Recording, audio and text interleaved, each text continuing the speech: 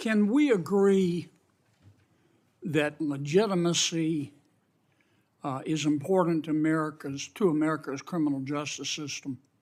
Yes, Senator. Can we agree that legitimacy is important to the Department of Justice, which in part administers our criminal justice system? Yes, Senator. And if Americans come to believe that our criminal justice system or our Department of Justice is acting illegitimately, that makes Americans less likely to accept the results of that system, does it not? Yes, Senator. And that makes Americans less likely to follow the substantive laws that we pass that are administered by the Department of Justice. Isn't that true? Yes, Senator. And if that happens, we have chaos, don't we? Chaos. And the social contract is breached, isn't it? Yes. Do you remember a person by the name of Michael Avenatti? Yes. Several years ago, he was a media star here in Washington. An attorney, correct? Yes. He was a media star. And many members of our media loved him because he persistently bashed Donald Trump. And he was on TV every day. He was on CNN more than Wolf Blitzer. Do you know where Mr. Avenatti is today? I believe he's sitting in prison, Senator. He's in jail because he was a crook. And the Department of Justice helped put him there, didn't it? Yes, Senator. Do you remember a gentleman by the name of Sam Bankman-Fried? Yes, Senator. Boy genius. So smart and so powerful that he thought he could command the tides.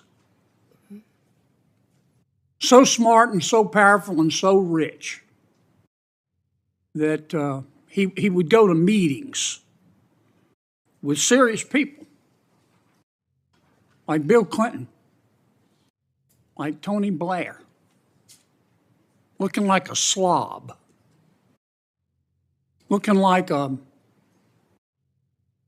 fourth runner-up to a John Belushi lookalike contest. And he thought it was cute. Where's Mr. Bankman-Fried today? I believe he is in prison, and I believe that's from the Netflix series I saw as well. Mm-hmm. Because he's a crook. And who helped put him there? The Department of Justice, Senator. Can we agree that there's some really, really good men and women at the Department of Justice?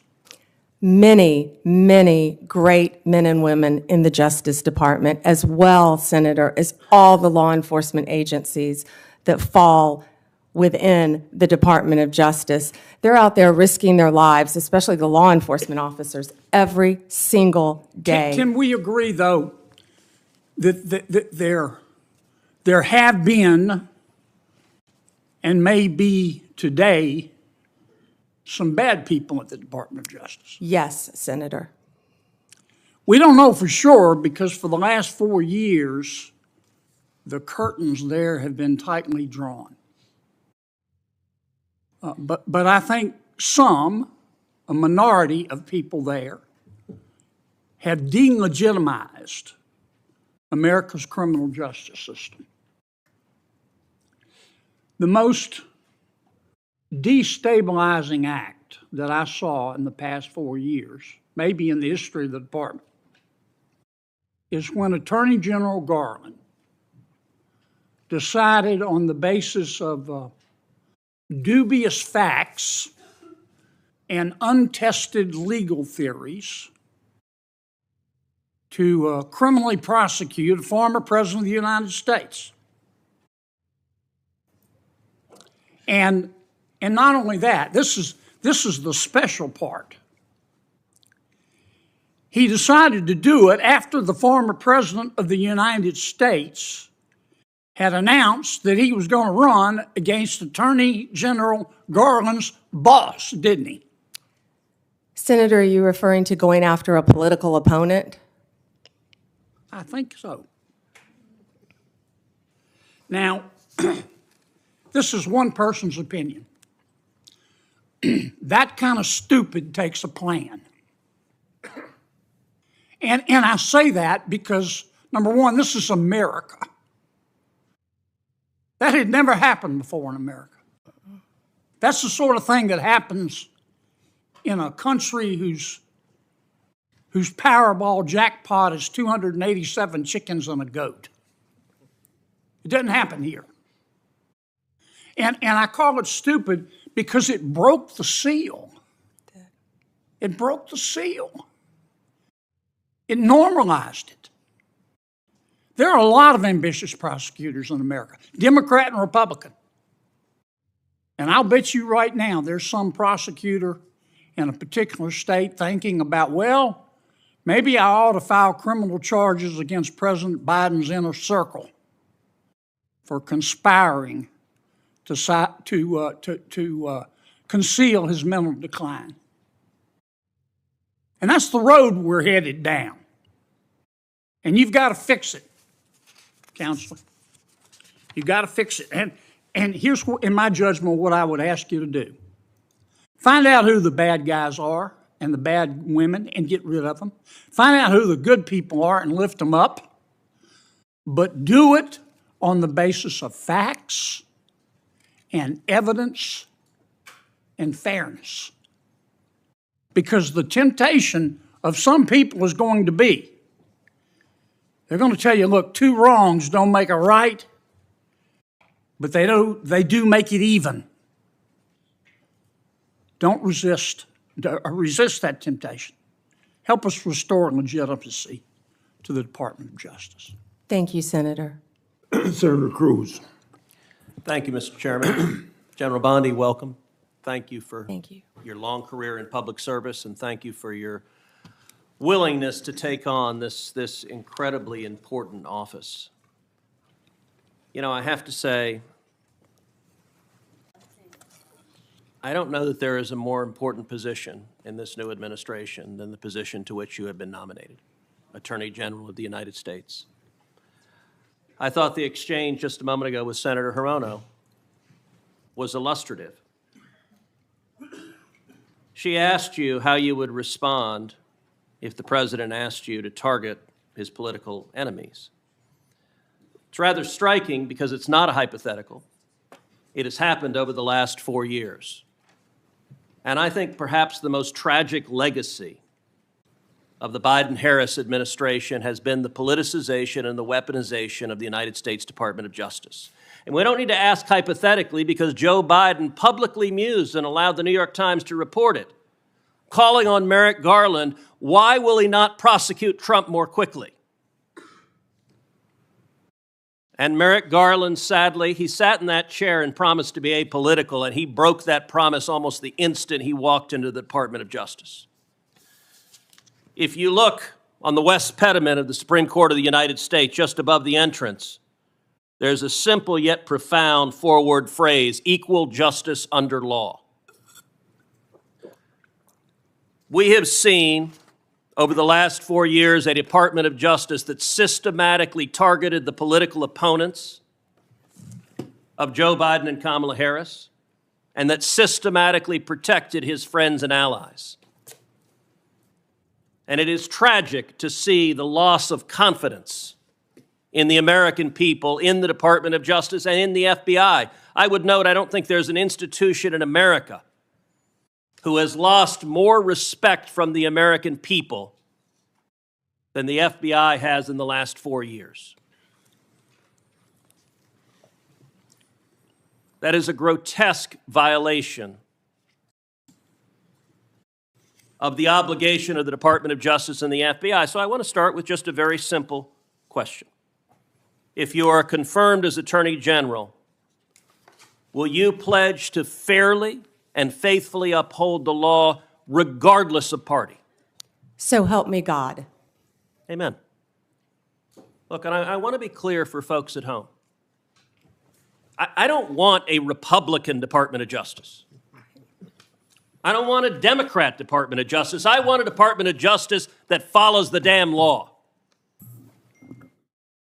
And I think the American people do too. That shouldn't be too much to expect. Now, I'm grateful to President Trump for nominating you. I think on any objective level, you're clearly qualified for this position.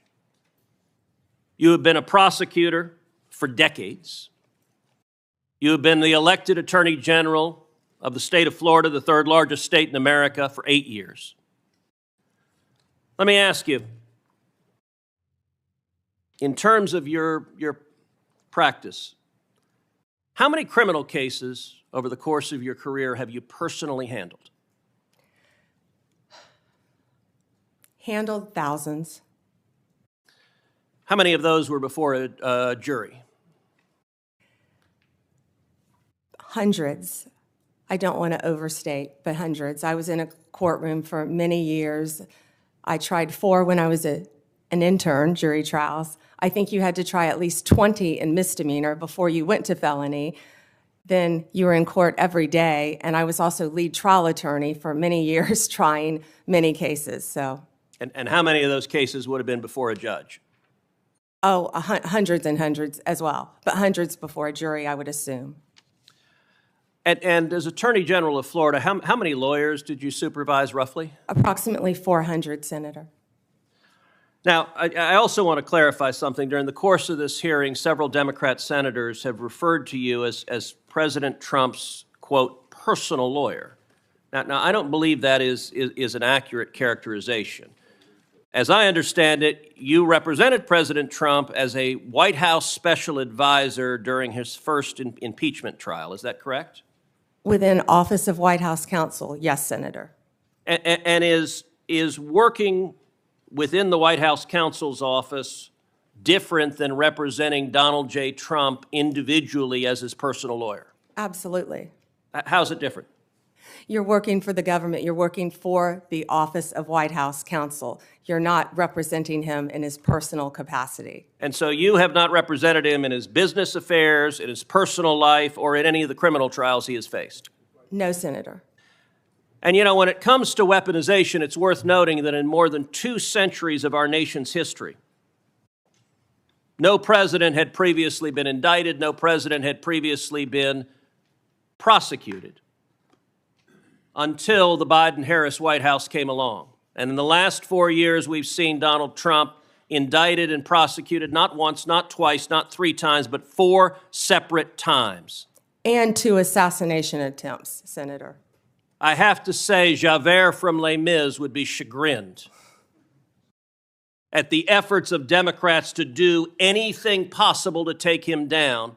And I believe the real target in this was not President Trump, but it was the American people, that these prosecutions were brought because partisan prosecutors were terrified that the American people would do exactly what they did in November of 2024 and vote to re-elect Donald J. Trump. By 77.3%. Million Americans, 77.3 million Americans. Will you commit every day as Attorney General to follow the law, to follow the Constitution, to uphold the rule of law without favor and without regard to the partisan position of any criminal defendant? Yes, Senator. That's what we should all expect from an Attorney General. Thank you.